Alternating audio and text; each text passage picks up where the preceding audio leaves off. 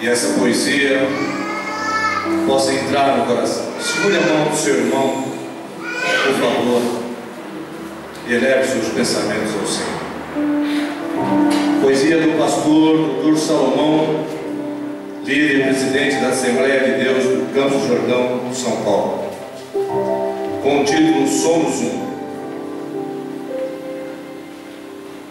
Somos um ao pé da mesma cruz. Somos um olhando para Jesus. Somos um nas aflições. Somos um nas provações. Somos um formando a mesma luz. Somos um no amor que nos uniu.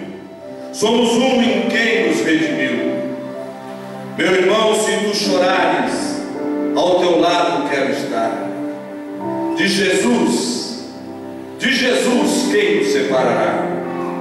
Eu te amo, meu irmão, segurando a tua mão.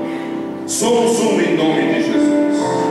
Somos um no sangue de Jesus. Somos